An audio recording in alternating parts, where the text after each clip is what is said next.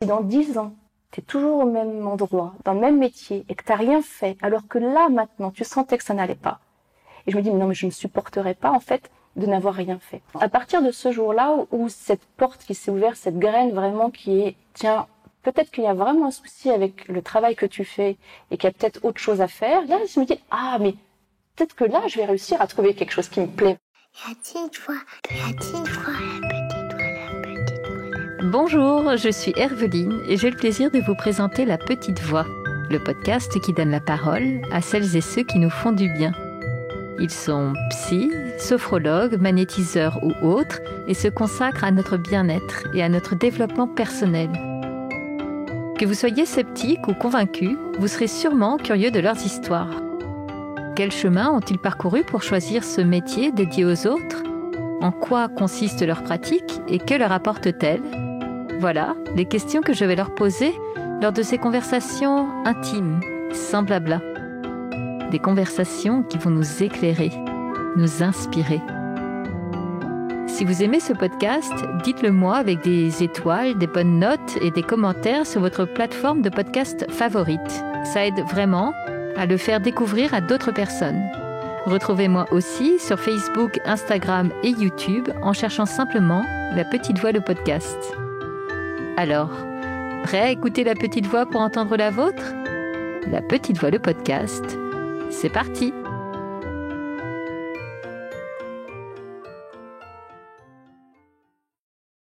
Est-ce que vous avez écouté votre corps aujourd'hui, votre respiration ? Est-ce que vous savez où sont les tensions, où est l'espace ? Ce n'est pas une question piège, allez, j'avoue. Moi, je viens juste de faire l'exercice à l'instant, en ayant eu l'idée de vous poser la question. Alexia Terroitin, mon invitée du jour, a longtemps vécu, comme elle dit, uniquement dans sa tête. Très éloignée de son corps, elle s'est laissée un peu porter par ses non-choix de vie professionnelle, par les opportunités qui se présentaient et lui promettaient finalement une belle carrière dans la banque. Jusqu'au jour où ses aspirations profondes ont refait surface. Et puisque sa tête refusait de l'entendre, son corps lui a signalé le malaise. Violemment parfois, mais c'était le chemin nécessaire pour trouver sa voie, celle de la sophrologie. Aujourd'hui, Alexia a complètement trouvé sa place et s'épanouit. Ça s'entend dans sa voix douce, ses mots choisis et sa personnalité qui rayonne. C'est parti donc pour un épisode lumineux qui nous dévoile un beau chemin et un beau métier. Avec Alexia, nous allons parler de conflits de valeurs qui peuvent être très douloureux, de ces moments où le corps nous hurle d'arrêter, d'une quête d'équilibre et enfin de cet état de relaxation qui est nécessaire pour déployer toutes nos potentialités. Avant de vous laisser découvrir ce chouette épisode, je vous parle 2 secondes du programme que je lance et auquel Alexia participe. Ce programme s'adresse à vous si vous traversez une transition de vie pas très confortable et si vous vous posez 1000 questions sur le sens de la vie, sur vos envies. Bon, concrètement, j'ai réuni 4 thérapeutes de la petite voix dans ce programme et nous allons accompagner un petit groupe de participants pendant 3 mois.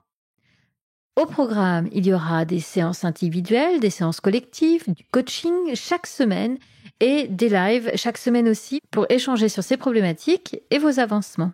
Donc autant d'outils qui vont vous permettre de faire de ce moment inconfortable un nouveau départ pour vous sentir mieux aligné dans votre vie, mieux avec vous-même. Ça vous dit ? Alors, je vous donne rendez-vous sur mon site à l'adresse suivante: lapetitevoix.co/programme. Je répète, lapetitevoix.co/programme. À bientôt et place maintenant à votre épisode. Bonjour Alexia, bienvenue dans La Petite Voix. Merci, bonjour Herveline. Est-ce que pour commencer, vous pouvez vous présenter s'il vous plaît en quelques mots avant d'évoquer la sophrologie et votre parcours ? Alors, je suis Alexia Terroitin, je suis donc sophrologue sur Nantes. Très bien. Donc, on va évoquer cette sophrologie ensemble. Moi, l'image que j'en ai, c'est que déjà, c'est une des thérapies alternatives les plus connues, les plus répandues.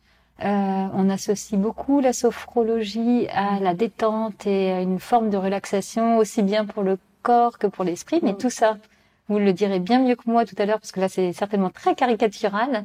Mais vous le savez, moi, dans La Petite Voix, je suis non seulement curieuse des thérapies, mais aussi des thérapeutes. Et j'aimerais qu'on commence par parler de vous, de votre parcours. Je crois qu'avant d'être la sophrologue que vous êtes aujourd'hui dans le cabinet où vous me recevez, vous avez eu un premier métier. Est-ce que vous pouvez m'en parler, s'il vous plaît? Oui, j'ai commencé ma vie professionnelle dans la banque. Avant d'être dans la banque pendant mes années d'adolescente et après, je me suis toujours questionnée sur ce que je voudrais faire comme métier. Et puis, la réponse ne venait pas et je me disais tout le temps, après mon bac ou après mes études, à un moment, ça s'éclaircira. Ce qui n'a pas été le cas. Donc, j'ai fait une école de commerce en me disant que j'allais peut-être trouver un métier là qui me conviendrait parce qu'il y avait plein de choses. C'était assez ouvert comme formation. Et je suis arrivée dans la banque parce qu'il fallait bien que je choisisse quelque chose et que je dis tiens, pourquoi pas. Donc j'ai démarré dans la banque et je suis restée dans la banque pendant un peu plus de 12 ans. Ah oui, en effet. Donc là, vous étiez dans un univers très éloigné de la sophrologie où vous êtes aujourd'hui. Si j'entends bien, c'était un peu par défaut. Est-ce que pour autant, si vous êtes resté si longtemps dans la banque, est-ce que vous y trouviez quelque chose qui peut-être ne vous épanouissait pas, mais au moins vous convenait? En fait, ce qui s'est passé, c'est que au début de ma carrière professionnelle dans la banque, j'ai eu la chance d'être dans une entreprise avec des valeurs humaines et un vrai respect des gens, à la fois des gens en interne et des personnes pour lesquelles nous on travaillait, c'est-à-dire les clients, quels qu'ils soient. Je me rendais pas compte à l'époque, mais en fait, c'était un point important pour moi. L'autre point également, c'est que dans cet établissement-là, il y avait un vrai souci de qualité et de service et de conseil aux clients. Donc je me suis retrouvée finalement en étant dans un environnement qui me convenait parce que ces valeurs-là me convenaient. Ça, je l'ai compris encore une fois bien plus tard. Et puis c'est un métier qui m'a aussi fait découvrir des choses sur moi-même que j'ignorais, en particulier que j'aimais beaucoup le contact avec les gens, que ce soit mes collègues ou les clients. J'avais vraiment presque plaisir à accompagner mes clients. Alors c'était pour des domaines financiers, mais quand même à accompagner mes clients, à apprendre aussi des choses sur leur vie, qu'elle allait me guider aussi dans ce que j'allais leur proposer. Et puis petit à petit, dans cette banque, je suis devenue sous-directeur d'une agence, et là j'ai été aussi en contact avec une forme de management, mais qui a été pour moi, en fait, ce qui a été important là-dedans, c'était pareil, c'était le contact avec mes collègues et avec aussi les nouveaux qui arrivaient. Et j'avais à cœur de pouvoir leur apprendre des choses, de pouvoir les aider sur certaines choses. Donc ça, c'est un point aussi qui m'a beaucoup appris sur moi et que j'ai beaucoup apprécié à titre vraiment très personnel en fait, de cette pas que dans la dimension que professionnelle, mais qui m'a ouvert en fait sur ça. Ça, c'était les côtés positifs. On reviendra tout à l'heure sur les côtés négatifs. Ce qui m'amuse dans la manière dont vous évoquez ce travail à la banque, c'est ce qui ressort en premier, parce que c'est ce qui vous plaisait. C'était déjà ce fil conducteur dans le lien, le côté humain et le service en fait. Tout à fait. Est-ce que vous vous rappelez dans votre enfance si vous étiez déjà dans cette recherche-là de l'autre? Un des premiers métiers que j'ai voulu faire, c'était institutrice en l'occurrence, et en particulier avec les enfants de maternelle, parce que je me disais, j'adorais apprendre des choses aux petits, leur apprendre des choses, leur transmettre des choses. Et un autre métier que je voulais faire, c'était archéologue. Et archéologue, il y avait pour moi, le fait d'aller à la recherche de ce qui avait été, d'une histoire, d'où on vient, quelque chose de l'ordre de l'origine aussi. Et ça faisait partie des métiers que j'avais envie de faire. Et le dernier aussi, que j'ai eu envie de faire longtemps, c'était infirmière. Ce qui m'a beaucoup amusé, c'est que quelques temps après avoir commencé mon activité de sophrologue et que j'ai repensé au métier que je voulais faire quand j'étais plus jeune, je me suis dit, mais en fait, dans les métiers que tu voulais faire plus jeune, enfant, voire ado, tout était déjà là. Du coup, vous êtes un peu éloigné de ces premières aspirations. En tout cas, vous vous êtes éloigné un temps dans le milieu de la banque. Malgré tout, vous avez réussi à trouver cet équilibre-là, tel que vous nous le décrivez, En revanche, vous laissez entendre qu'il y avait des mauvais côtés. Il s'est passé des événements qui ont été presque concomitants. Il y a eu le rachat de cette banque à taille humaine par un gros groupe bancaire international. Pour moi, il y a eu un vrai changement de valeur dans l'entreprise et j'ai commencé à me sentir de plus en plus mal en fait dans le métier que j'exerçais. Et parallèlement à ça, donc à l'époque je vivais dans la région parisienne, j'ai eu un premier enfant, puis un deuxième enfant, et je me suis retrouvée dans la situation suivante où j'avais donc 2 enfants, avec pour moi en plus le fait d'être maman et de m'occuper de mes enfants était quelque chose d'important. Et à l'époque je travaillais beaucoup, avec beaucoup de pression, avec une perte d'autonomie, de responsabilité, une perte à mes yeux de service, et une perte beaucoup, à mes yeux encore, d'humain. Tout ça cumulé a fait que petit à petit, j'ai commencé à me sentir de moins en moins bien dans mon poste. Ce qui s'est passé, c'est qu'il y a une partie de moi qui sentait que ça ne m'allait plus du tout d'être dans cet environnement-là, sauf que ma tête, à l'époque, disait, faut que tu y ailles. Ça a été en fait des mois très difficiles, et en même temps, ça a été la période de ma vie qui m'a permis justement de basculer sur aujourd'hui ce que je fais. Dans le métier que je fais aujourd'hui, qui est un métier dont on parlera sans doute tout à l'heure, où il y a la place du corps est importante, en fait moi, à l'époque, mon corps je l'ignorais beaucoup et c'est ma tête qui décidait tout et j'étais vraiment très coupée de mon corps. Et c'est mon corps petit à petit qui a commencé à me faire comprendre, faut que t'arrêtes, faut que t'arrêtes, faut que t'arrêtes. Sauf que ça s'est pas fait comme ça et ça a pris un peu de temps. Alors justement, comment ce mal-être que votre tête ne voulait pas entendre s'est-il manifesté dans votre corps? Qu'est-ce qui s'est passé? Les signes les plus évidents qu'il a pu m'envoyer, ça a été de l'hypertension, des vertiges, des tremblements, des problèmes de vision, des nausées, et puis bien sûr tout ce qui va être avec des pleurs, des crises de larmes, enfin vraiment ce mal-être en fait qui s'exprimait par le corps aussi. Quand je dis des fois des crises de larmes, c'est qu'à un moment voilà je sentais que ça débordait en fait, il fallait que ça sorte quelque part. Ça a duré quand même plusieurs mois avant que je comprenne vraiment qu'il fallait que j'agisse. Et il y a eu un déclencheur, c'était un retour de vacances d'été où je suis rentrée de vacances, je suis arrivée à mon bureau, je me suis installée et je me suis dit mais qu'est-ce que tu fais là? Et je me sentais vraiment mal, et vraiment là je me sentais pas du tout à ma place. Et le midi, je suis allée m'acheter un livre et ce livre il s'appelait Comment réussir à changer de vie professionnelle. Voilà. Et en rentrant le soir, je prenais le RER et je commençais à lire des témoignages. Je me suis dit, mais moi aussi, mais moi aussi je vis ça. Enfin voilà, c'est-à-dire je me reconnaissais vraiment dans les témoignages. Et la deuxième chose qui m'a vraiment mis un coup de pied aux fesses, c'était cette question-là. Si dans 10 ans, tu es toujours au même endroit, dans le même métier et que tu n'as rien fait, alors que là maintenant, tu sentais que ça n'allait pas.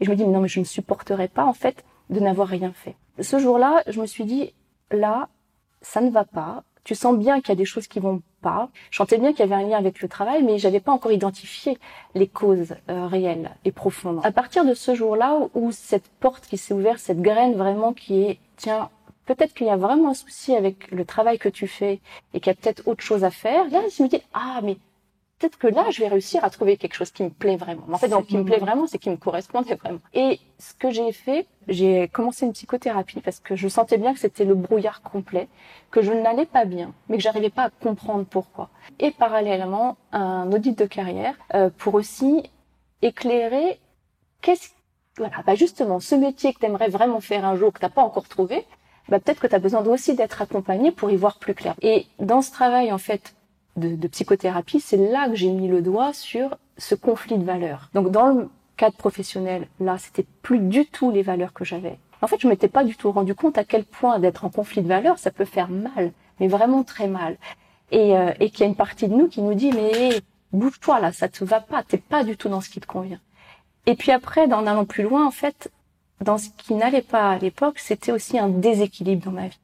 Donc, il y avait ce côté professionnel où je m'épanouissais plus du tout, où je dépérissais.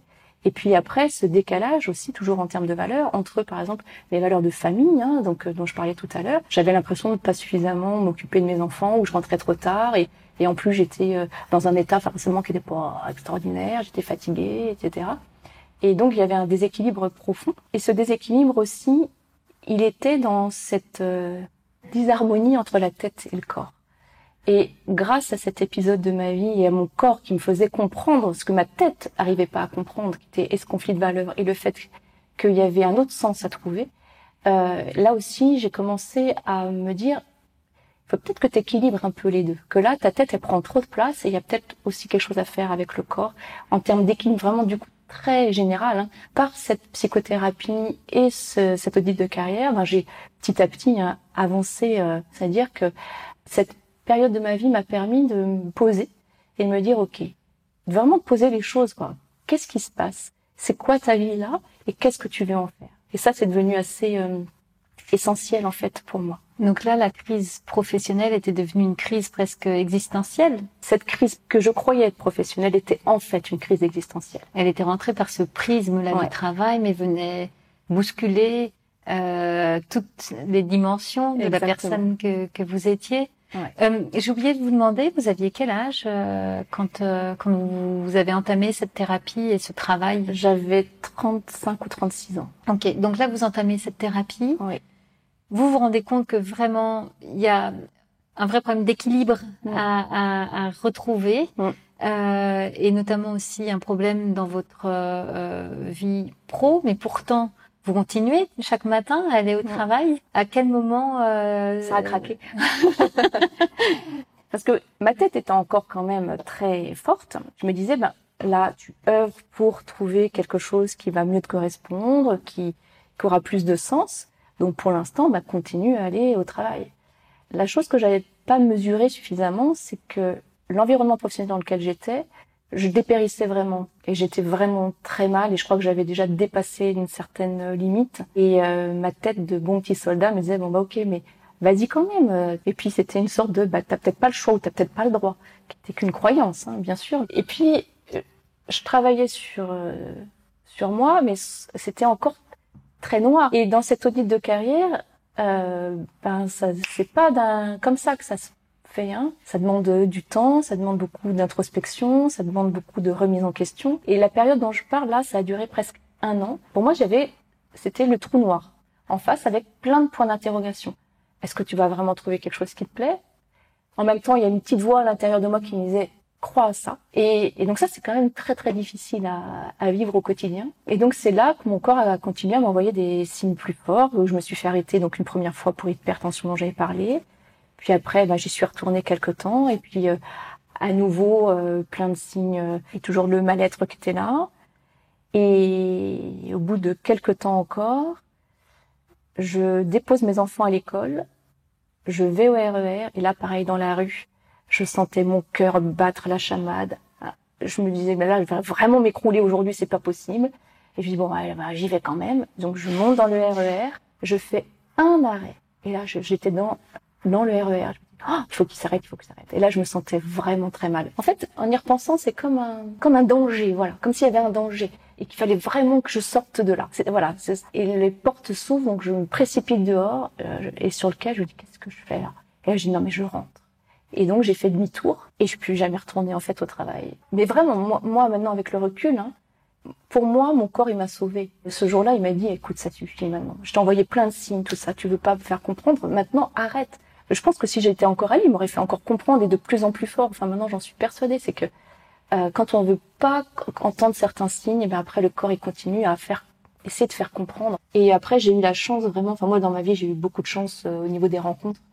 Et j'ai eu la chance d'être accompagnée par un médecin vraiment super qui m'a vraiment aidée, qui a compris beaucoup de choses, qui savait en plus que j'étais en train de faire des démarches pour essayer de trouver autre chose. J'ai eu du mal à accepter pendant quelques temps d'être arrêtée, parce qu'au début, on m'a arrêtée qu'un mois, parce qu'il m'a dit, bon là, vous allez vraiment vous poser. Et puis je me dis, j'y retournerai dans 1 mois. Enfin, je continue à me dire, j'allais y retourner. Hein, pour le moi, bon petit soldat, toujours. Complètement, le bon petit soldat. Et puis, en plus, je vivais mal le fait de ne pas aller travailler, alors que physiquement, j'étais capable. Hein. C'était dans ma tête, dans ma façon d'appréhender les choses que c'était compliqué. Mais j'étais capable en termes de capacité intellectuelle, etc. Donc ça, j'avais du mal à le vivre aussi. Heureusement, finalement, que je ne suis pas retournée. Mais je continue à avancer. Et au bout de quelques mois, pour parler aussi sur l'importance du corps, parce que c'est vraiment des épisodes de ma vie qui sont, pour moi, c'est fondamental par rapport au métier que je fais et à l'accompagnement des gens, parce que des fois, ça me permet aussi de comprendre certaines choses que peuvent vivre les gens que j'accompagne pour l'avoir moi-même vécu à ma façon, mais forcément. Mais au bout de 3-4 mois, avec mon médecin, je lui dis bon bah là, j'y retourne quand même. J'avance dans mon projet, je peux quand même y retourner. Vous pensiez avoir pris la distance nécessaire pour être capable de revenir faire le job comme un bon soldat, mais sans être affecté par ce qui s'y passait. Exactement, c'est exactement ça. Et puisque j'avais été arrêtée 4 mois, je passe par la case médecine du travail. Et ce jour-là, je me retrouve face à une femme, la médecin travail, qui me regarde et qui me dit, mais avec tellement de sincérité dans sa voix, qui me dit tout justement, est-ce que vous allez bien? Et là, j'ai été touchée par sa sincérité. Et là, je me suis effondrée en larmes. Et je comprenais pas ce qui m'arrivait. Donc, il y a une autre partie de moi qui me regardait. En fait, il y a un, là, qui était j'étais en train de me parler. Il me disait, mais qu'est-ce qui t'arrive? Mais pourquoi tu pleures comme ça? Tu sais bien que là, c'est pas grave. Tu vas retourner travailler, mais parallèlement, tu continues. Donc, qu'est-ce qui t'arrive? Et je ne comprenais pas. En fait, ma tête ne comprenait pas. Et il est en train d'interroger mon corps qui était en train de pleurer. Et je comprenais vraiment pas. Je sais pas combien de temps ça a duré. Je ne pouvais même plus à peine respirer. Et je pleurais, et je pleurais. Et la médecin en face de moi qui dit, bon, donnez-moi le nom de votre médecin. Et donc, elle a appelé mon médecin en disant, vous la recevez aujourd'hui et vous l'arrêtez à nouveau. Et en fait, j'avais pas compris, toujours pas, que non, il fallait pas que j'y remette les pieds. Et du coup, je n'ai jamais remis les pieds après. Donc là, ce jour-là, vous avez accepté que c'était fini, Oui. la banque? Oui. Faut plus que tu y retournes. C'est sûr. Faut pas y aller, quoi. C'était vraiment, pour moi, c'était ça. Il faut pas que j'y aille. On sent que vous sauvez votre peau, en fait. Oui. Pour moi, il y a vraiment, si j'écoute ma petite voix, là aussi, ouais, je crois profondément qu'il y avait quelque chose de cet ordre-là. Et est-ce que du coup, là vous êtes en train de fermer la porte du chapitre précédent de cette vie professionnelle des 12 années passées dans la banque? Est-ce que le brouillard que vous évoquiez tout à l'heure commence un peu à se dissiper? Est-ce que vous voyez plus clair sur votre nouveau projet pro? Les premiers rendez-vous avec la personne avec laquelle j'ai fait l'audit de carrière, je lui disais, voilà, je sais ce que je veux faire en fait. Je sais que je veux accompagner des personnes pour leur transmettre quelque chose, transmettre des choses pour qu'ils soient autonomes avec ce que je vais pouvoir leur apporter et leur permettre d'avoir plus confiance en eux, de pouvoir être plus eux-mêmes. Voilà. Moi, c'était ça. J'avais le grand titre, c'était ça. Sauf qu'une fois que j'avais mis ça comme titre, mais d'accord, mais quoi? Et un jour, dans mes différentes explorations, je lis quelque chose sur la sophrologie que je ne connaissais pas.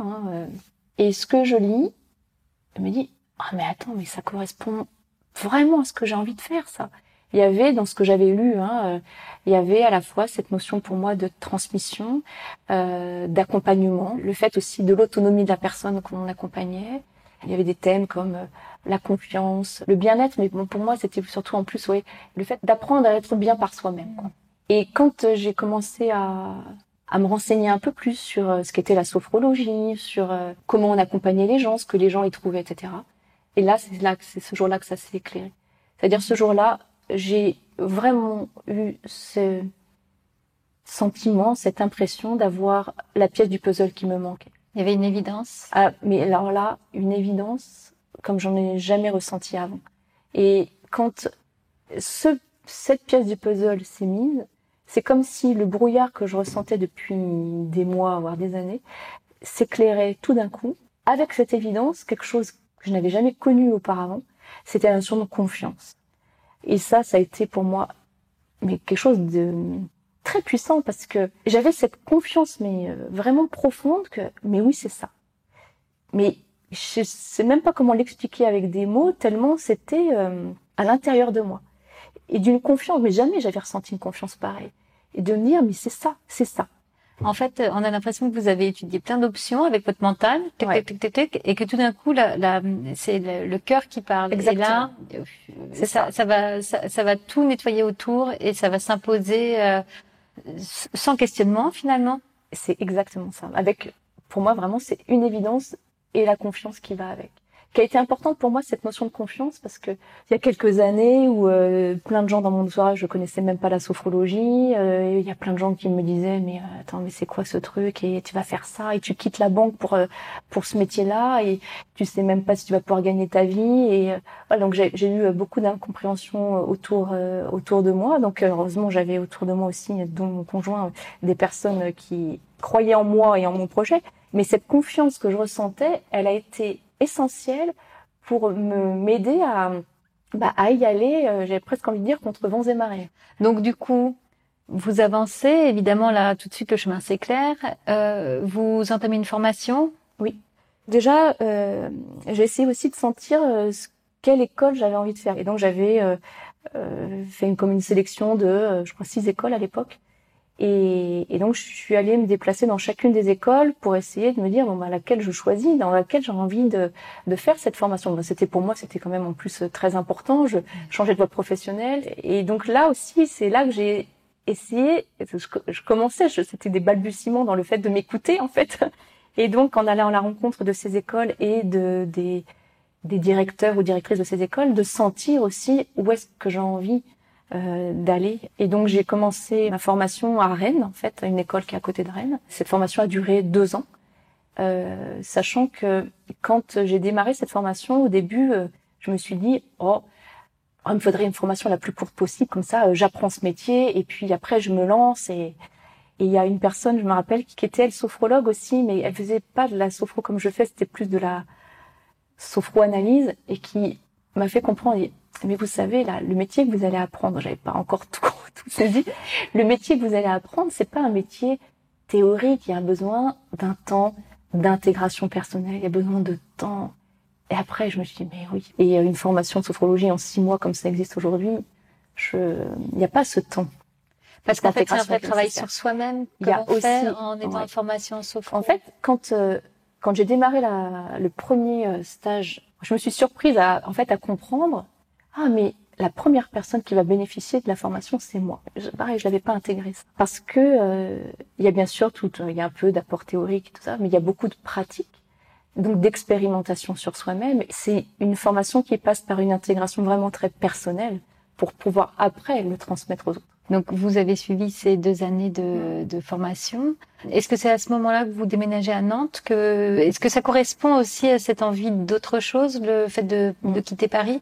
Oui, là, donc on a déménagé à Nantes à la fin de la première année de formation. Et ce changement de lieu de vie, alors moi je suis originaire de Nantes, il était lié aussi pour moi à cette recherche d'équilibre. D'accord. Donc vous avez démarré votre activité de sophrologue ici à Nantes. C'était il y a combien d'années maintenant?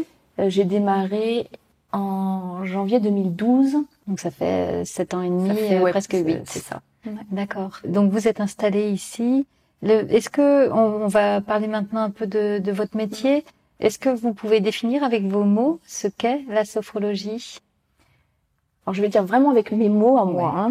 J'accompagne les personnes à se rendre compte qu'elles ont toutes les ressources nécessaires en fait en elles pour être plus acteurs de leur vie, être en capacité d'aller de plus en plus vers elles-mêmes en fait, vers cette liberté d'être eux-mêmes, aller vers leur potentiel, pour moi il y a vraiment cette notion de s'ouvrir à soi-même et en étant en contact avec ses propres ressources et que des fois on cherche à l'extérieur tout plein de choses et que bien souvent en fait on a tout ça à l'intérieur de soi et qu'on peut aller activer nos propres ressources, qu'elles soient mentales, corporelles, respiratoires, pour son propre bien-être en fait.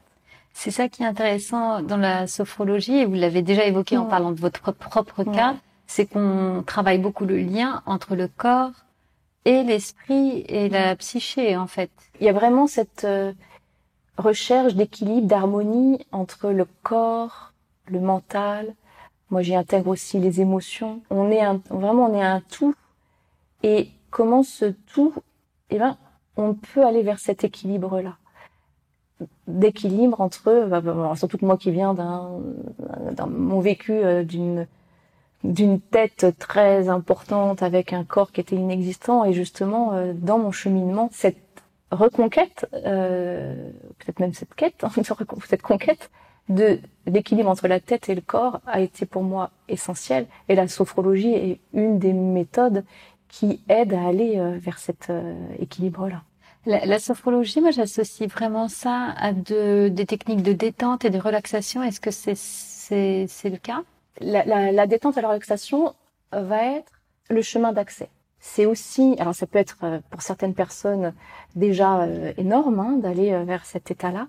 Et en sophrologie, on l'utilise aussi beaucoup pour aller vers ce travail d'équilibre, de perception, d'écoute de soi. Parce que dans l'état de relaxation, il y a quelque chose qui s'ouvre aussi. On se reconnecte. Oui, et il y a une plus grande réceptivité aussi aux sensations. Sinon, des fois, on est toujours, soit qu'on est tendu, tout ça, on ferme plein de choses, mais on se ferme à plein de choses qui sont à l'intérieur de soi. Et l'état de relaxation ouvre. Dans quelle figure est-ce qu'on vous consulte et comment, suivant les cas, vous pouvez accompagner? Moi, j'accompagne des personnes déjà en individuel et aussi en groupe, ici à mon cabinet, et puis des fois aussi j'interviens dans des écoles. En individuel, dans mon cabinet, je reçois des enfants, des adultes, des adolescents, des seniors. Dans les thèmes les plus récurrents, je vais dire ça, c'est il y a beaucoup de recherche de plus de confiance en soi, de gestion de ses émotions, de meilleur sommeil, de préparation aussi de certains événements, comme l'arrivée d'un enfant, mais ça peut être aussi même passer le permis de conduire, passer un examen, voire même des fois aussi des examens médicaux aussi,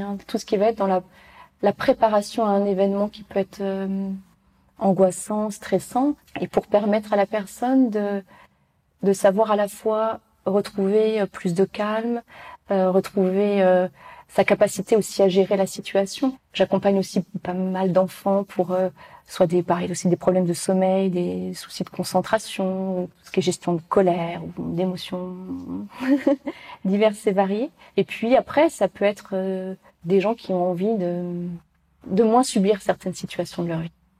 Okay.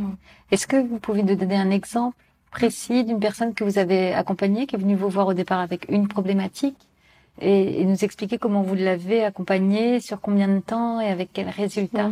Alors là, il y a une personne qui me vient, c'était un adolescent qui était en seconde et qui venait donc de quitter ses parents et donc sa famille qui vivait en plus à 200 km de là. Et lui, c'était un jeune qui avait un grand manque de confiance en lui. Et quelques mois après la rentrée, il allait pas bien du tout.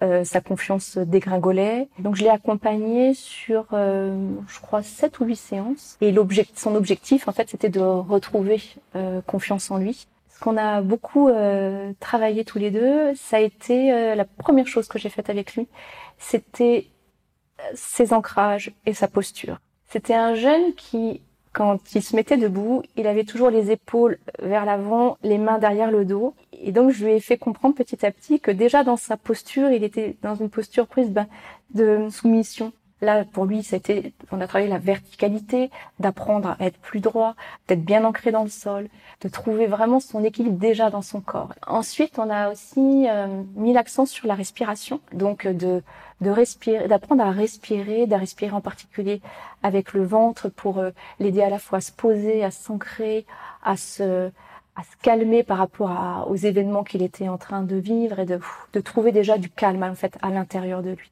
Et l'autre point qu'on a aussi travaillé, alors on a aussi beaucoup utilisé le corps, en sophrologie on utilise beaucoup le corps, il a appris à lâcher des tensions, à pouvoir aussi être plus conscient de son corps, donc vraiment il y a tout ce travail de ce qu'on a de schéma corporel, d'être plus conscient de son corps, qui est en fait aussi la base aussi de la confiance. Et ce travail corporel a été vraiment la base de ce qu'on a fait ensemble. Et l'autre point qui a été travaillé, c'est l'utilisation aussi de son mental, c'est-à-dire des évocations mentales positives et de pouvoir s'imaginer dans des situations habituellement, par exemple, où justement il était dans l'incapacité de répondre, où il se laissait faire, où il subissait, vraiment, où on lui demandait des choses et il acceptait de les faire, alors qu'il n'avait pas du tout envie de le faire. Et là, c'était de lui permettre, déjà par le mental, de s'imaginer en train d'être justement dans ses ancrages, dans sa verticalité, dans sa respiration,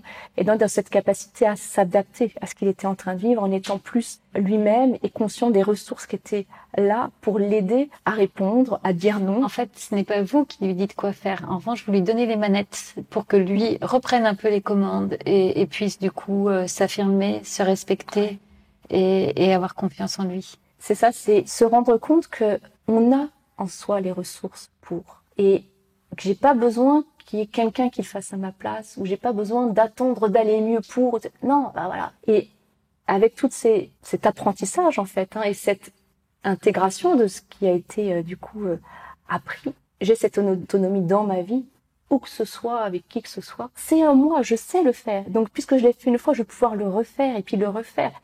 Et puis à force de faire, c'est là que ça devient de plus en plus facile. Et pour moi, donc l'autonomie, c'est ça, de permettre à la personne de se rendre compte qu'elle a plein de clés en fait. On sent, en tout cas là, en vous écoutant, quelle passion vous avez pour ce métier. Finalement, cette intuition que vous avez eue un jour, cet appel, comme un appel que vous avez eu pour la sophrologie, là vous y êtes pleinement. Oui, et j'y suis pleinement parce que intérieurement, je sens que je suis à ma place. La sophrologie, elle continue à m'ouvrir plein de portes. Donc ce qui est formidable, c'est qu'il y a encore un long chemin pour vous à vivre, certainement avec la sophrologie.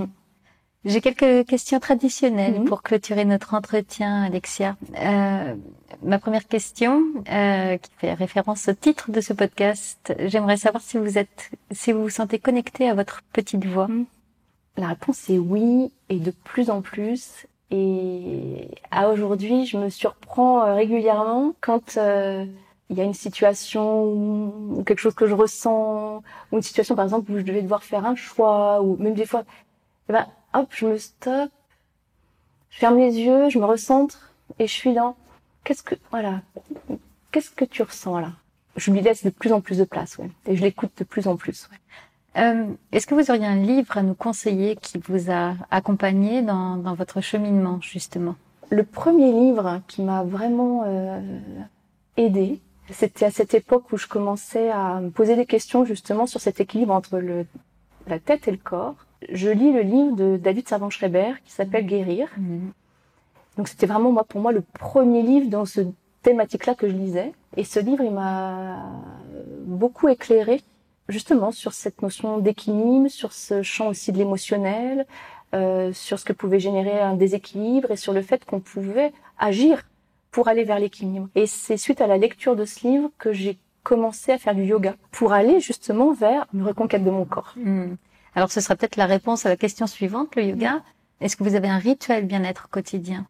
Dans les rituels que j'ai, il y a beaucoup en lien avec la respiration. Plusieurs fois par jour, je vais faire des respirations conscientes, des respirations profondes. Et puis il y a des moments que je m'accorde vraiment pour moi de temps de respiration mêlée avec de la méditation ou des fois avec de la sophrologie, bien sûr. Et ma dernière question, Alexia. Êtes-vous heureuse? De plus en plus. C'est dans ce que je ressens d'être de plus en plus en contact avec moi-même, d'être de plus en plus libre d'être moi-même. Il y a encore tout un chemin. Je pense que c'est un travail d'une vie. Bien souvent, des fois, je me dis, ah oui, là, je suis heureuse. Et je suis vraiment, en fait, heureuse d'être dans cette expérience de vie, bien souvent, dans cette gratitude de la vie. Et parallèlement à ça, j'ai aussi ajouté une chose qui me semble fondamentale, c'est justement d'être dans l'accueil de ce qui est. Ok, il y a telle situation, voilà comment je suis en train de le vivre, c'est ok, et j'accueille ça. Et une fois que je l'ai accueilli, c'est d'accord. Merci Alexia pour ce partage en toute authenticité, avec beaucoup de passion. Alors ce que ceux qui nous écoutent ne verront pas, c'est que vous avez beaucoup fermé les yeux pendant l'entretien. Je sentais que vous alliez chercher à l'intérieur ces expériences, ce ressenti que vous vouliez partager de la manière la plus juste possible. Donc merci de vous être prêté à cet exercice-là. Merci beaucoup Alexia. C'est avec plaisir. Merci beaucoup Herveline pour ce temps partagé et très riche aussi. Merci. Merci. La Petite Voix, le podcast, c'est fini pour aujourd'hui. Si cet épisode vous a plu, s'il vous a inspiré, alors dites-le moi avec des étoiles, des bonnes notes et des commentaires sur votre plateforme de podcast favorite. Ça aide vraiment à faire découvrir La Petite Voix à d'autres personnes. Retrouvez-moi aussi sur Facebook, Instagram et YouTube en cherchant simplement La Petite Voix, le podcast. D'ailleurs, c'est sur ces pages que je vous raconte les coulisses de ma rencontre du jour et que vous trouverez toutes les références de l'épisode. Une dernière chose qui me tient vraiment à cœur, je serais ravie d'échanger avec vous sur vos impressions, de recevoir vos questions et vos suggestions sur les invités que vous aimeriez entendre. Alors, n'hésitez pas à m'écrire. Merci beaucoup Et à bientôt sur La Petite Voix.